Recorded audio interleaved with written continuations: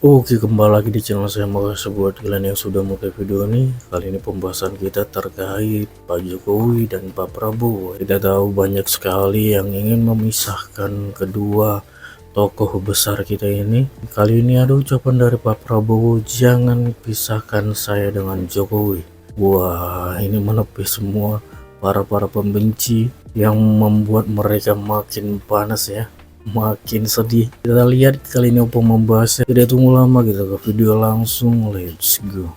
Masih ingat nggak kalian, beberapa hari yang lalu Bapak Prabowo mengatakan, jangan pernah coba-coba memisahkan saya dengan Jokowi. Iya. Makin anget lah PDIP. Iya, makin sedih lah itu ya.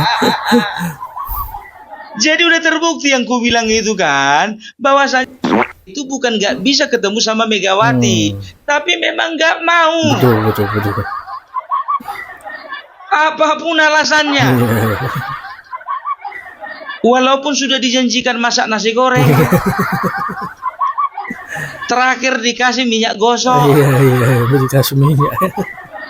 Bu Mega, kalau mau gratifikasi itu yang besar-besar lah nilainya. Biar nampak Masa perjuangannya. nasi goreng sama minyak urut mau dijadikan barang gratifikasi? Iya. Enak aja, sedangkan zaman dulu kalau raja misalnya mau ketemu dengan raja yang lainnya harus bikin upeti. Itu sama-sama raja itu loh. Iya, betul. Ini enggak, satu raja, yang satu bukan. Iya. Yang satu cuman gubernur. Iya. Itu pun bukan gubernur. Itu pun bukan ya. Masa upetinya nasi goreng sama minyak gosok? Tapi bukan itu intinya. Intinya ya Bapak Prabowo tidak ingin ada yang merusak hubungannya dengan Bapak Jokowi. Iya, itu intinya ya.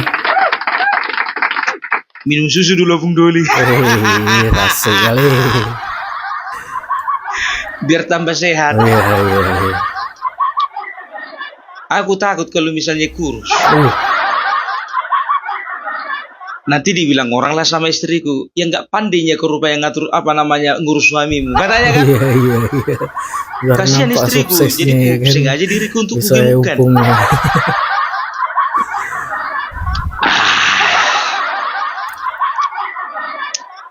Ya, jadi sudah terkonfirmasi bahwasanya siapapun pihak, mau pihak dari RT 16, mau pihak dari RW 24, tidak akan bisa memisahkan antara Bapak Prabowo dan Bapak Jokowi. Iya, betul itu ya, itu intinya.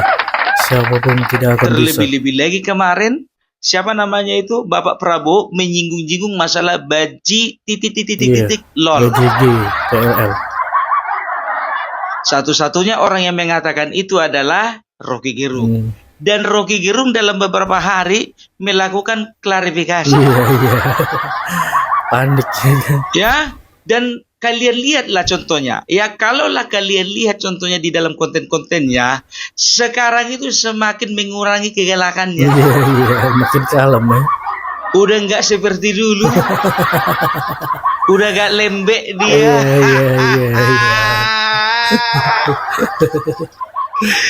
Ku tengoklah kan, penasaran karena memang aku sengaja subscribe dia karena pengen lihat apa-apa aja yang diucap ke dia. Rupanya makin lama makin kesini makin melempem. Iya. Oh, melempem ya. Iya, makin lembek. Sorry lah ya kalau ku bilang melempem. Iya. Udah nggak segalak lagi kayak kemarin gitu, lihat. Sadar dia rupanya yang dihadapinya sekarang itu Presiden Jenderal Bintang Tamu. Iya, nggak bisa sembarang. Bukan lagi orang sipil, wah. Nah, itu dia makanya. Begitu juga masalah IKN. Banyak pihak yang berusaha mempengaruhi masyarakat, mempengaruhi rakyat, ya. Bahwasanya IKN mangkrak lah, dibilang tidak ada lagi dana lah, tidak ada lagi diblokir lah masalah pembiayaannya. Nah, tiba-tiba nongol tuh Bang Hotman Paris di IKN. Iya. Membuktikan secara langsung. Kalau aku yakin ini sebetulnya udah telepon-teleponan ini sama Bapak Prabowo. Iya. Kan begitu. Ya, karena apa? Yang pertama namanya Bang Hotman itu dia itu lawyernya Bapak Prabowo sampai sekarang. Kan begitu. Yang kedua, ya kan, yakin kalian cuma sekedar jalan-jalan aja Bapak Hotman Paris Hutapea ke IKN. Iya, iya. Pasti ada tujuannya. Iya, iya kan. Hotman Paris itu bisa dikatakan followernya banyak. Dan dia itu sekarang menjadi pusat perhatian, menjadi pengacara yang paling terpandang di media sosial. Iya. Iya kan? Jadi oleh karena itu ya dari dari pendukung-pendukungnya Hotman, fansnya Hotman, ya follower-followernya Hotman bisa melihat, dan itu juga kita akan menyaksikan dari semua platform bahwasanya betul IKN itu sebentar lagi akan rampung. Nggak seperti yang dikatakan si Faisal Asegaf, Rocky Gerung, tambah lagi Amin Rais. Aku paling palaknya ini melihat si Amin Rais karena apa? Nggak pernah ada kreativitasnya.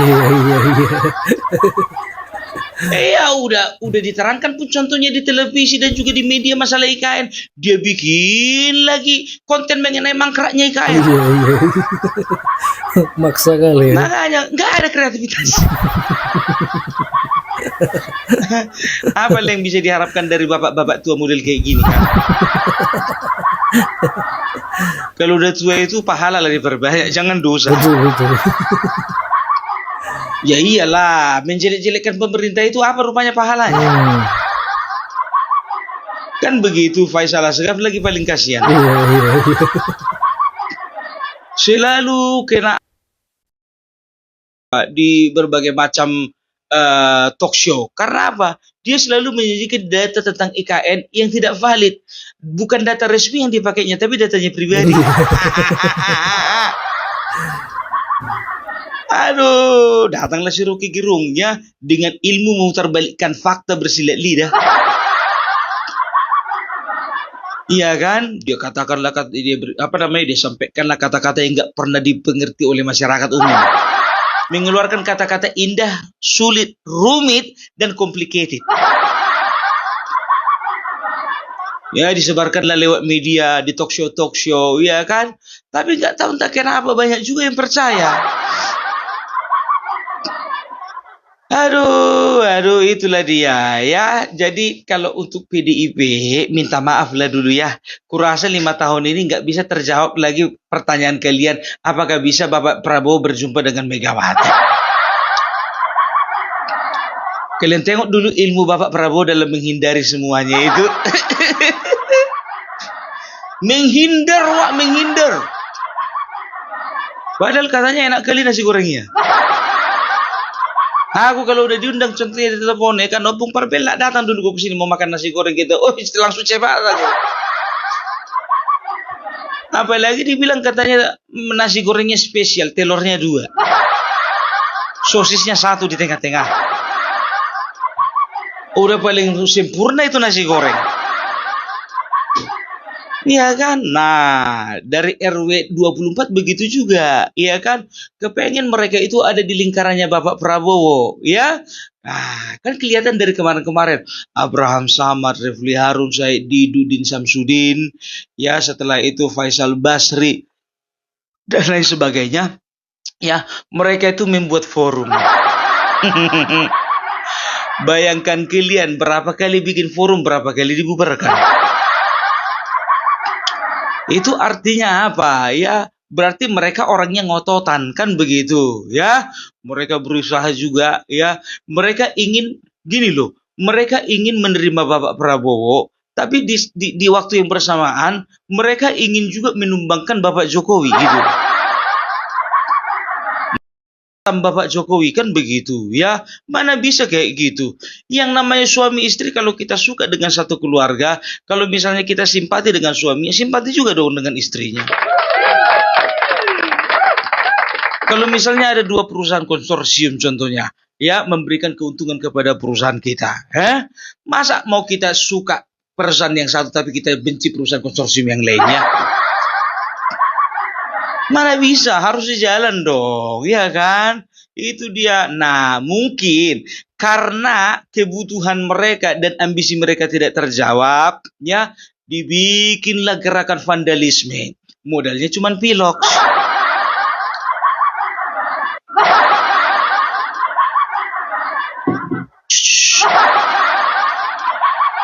Cair 250.000. Cair 250.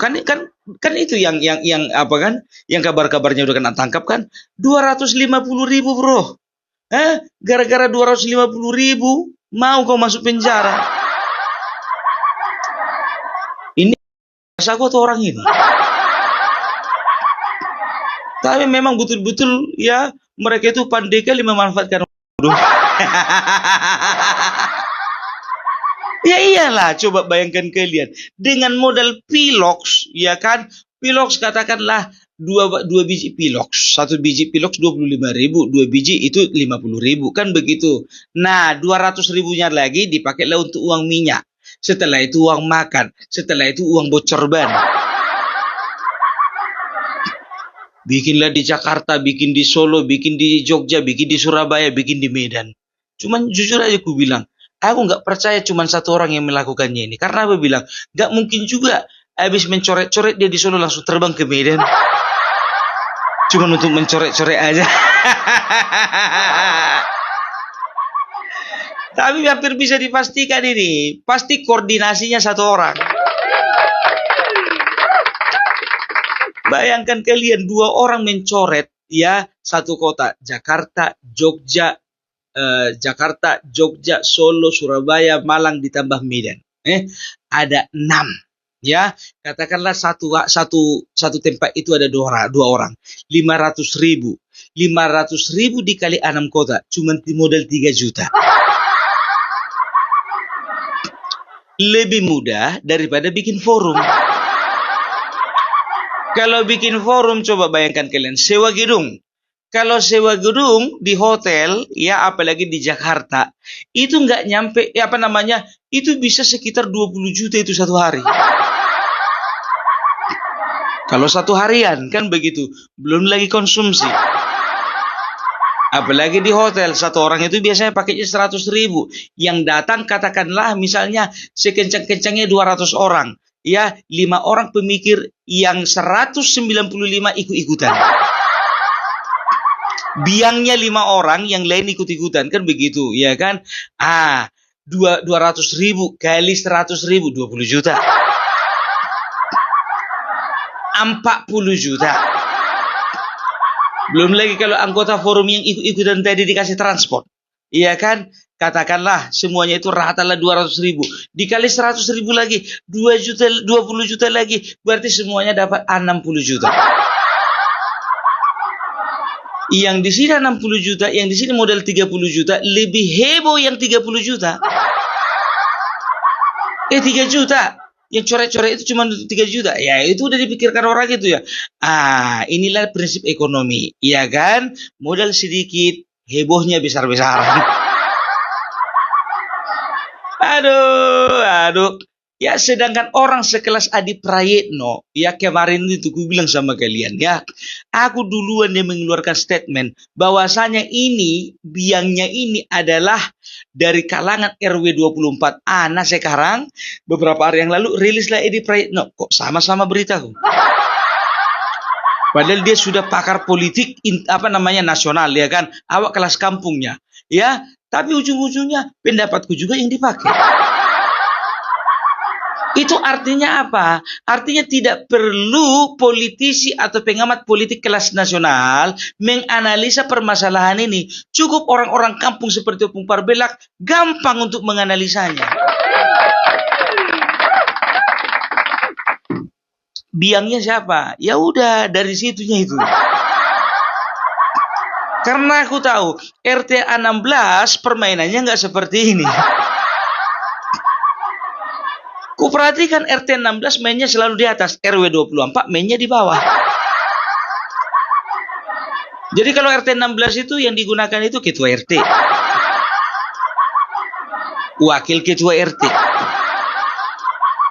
sekretaris RT, setelah itu pengurus DPP RT.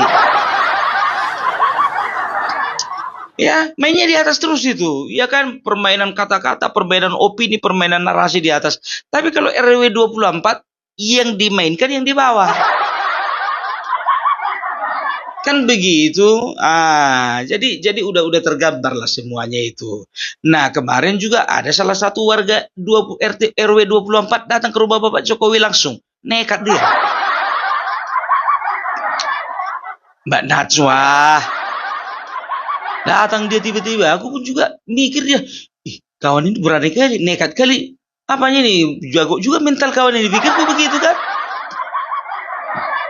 Weh, rupanya ya kan masuk dia yang ditanya soal IKN. Nah, setelah itu soal apa? Soal kepergian Bapak Jokowi ke luar negeri. Setelah itu apa? Setelah itu masalah Bapak Gibran. Urusanmu apa? Kok jadi repot kali ngejar berita sampai segitunya sih? Tapi seperti yang ku bilang kemarin, ya kan, udah nggak ada berita, soalnya udah nggak ada lagi berita-berita hangat yang ada di apa namanya areanya Anies Baswedan, udah nggak ada. Yang hangat tunggulah nanti Formula E dan juga kasus EKTP. Jadi sekarang ini jujur aja aku bilang, seperti PDIP, sekarang ini kesal mereka itu udah tingkat dewa. Karena apa? Karena mereka tidak pernah berhasil mau jumpa dengan Bapak Prabowo. Lagian mereka pengen jumpa Bapak Prabowo, tapi seolah-olah mereka itu apa namanya? Sok jual mahal gitu loh, ya. Nggak pernah mereka itu memang betul-betul mengusahakan atau memang betul-betul ada upaya yang keras, upaya yang besar untuk mereka itu jumpa dengan Bapak Prabowo. Enggak, ini cuma kode-kode lewat media sosial. Mereka peralatlah nasi goreng. Prabowo itu adik saya.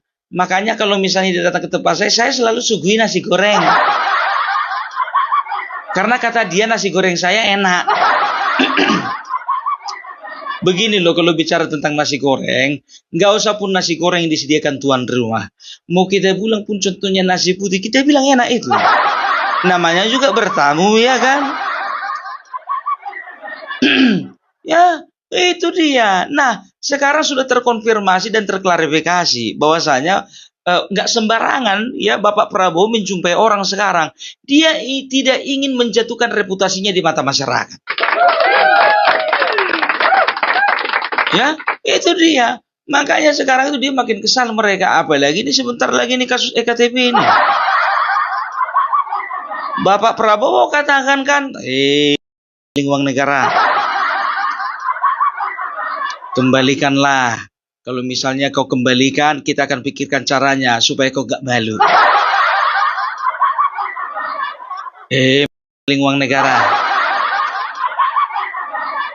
Kalau kau nggak pulangkan, maka kau akan tahu akibatnya.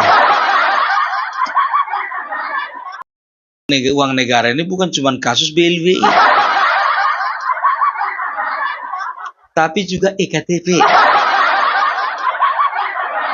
Siapa yang makin pusing? Tetap orang PDIP. Karena Paulus Thanos itu membawa petunjuk, memberikan petunjuk yang lebih lengkap daripada yang sebelumnya. Makanya aku bilang ya kan, ada sangkut pautnya ya, ini akan kena ini ya. Siapa, ingat ini ya, siapa anggota dewan tahun 2014-2019? Aman atau enggak? Siapa juga anggota dewan tahun 2019-2024? Aman juga atau enggak? Kan begitu? Ya kan? Siapa-siapa aja yang ada di Komisi 2. Ya, Ganjar ada nggak pun? Wakil ketua komisi dia. Wakil ketua komisi. Makanya dapat dia $500,000. Ya kan? Bukannya menuduh pumpar belak, tapi semuanya ada data, ya kan? Itu dia. Yasona Laudi juga kan? Awak kira selama ini dicekal dia itu, ternyata Ya kan? Mungkin KPK tahu ini. Memang Yasona Lawli sebagai saksi. Tapi kalau untuk urusan EKTP ini bahaya nih, bakalan ada kemungkinan untuk pergi nih, kan gitu kan? Makanya mulai dari sekarang dicekal. Nah, yang paling kasihan itu yang apa namanya ex kader katanya ya, yang perempuan itu yang mantan anggota Bawaslu, sakit dia mau berobat dicekal. Aduh ibu berobat aja di dalam negeri, kenapa sih? Nggak usah nangis-nangis kayak gitu kalau nggak bisa berobat ke luar negeri. Sedangkan aku nggak berobat ke luar negeri, nggak nangis-nangis aku. Karena tahu aku ongkosnya besar. Udah habis susuku bah. Itu dia ya. Jadi itulah dulu dari Opung Parbelak ya. Jadi mudah-mudahan semuanya ini akan terang benderang ya. Sekali lagi Opung Parbelak mengatakan tidak ada yang bisa memisahkan antara Bapak Prabowo dengan Bapak Jokowi. Oke? Jadi itu dulu dari Opung Parbelak. Salam NKRI. Oke, itu dia videonya. Gimana menurut kalian, dan sampai bertemu di video saya selanjutnya.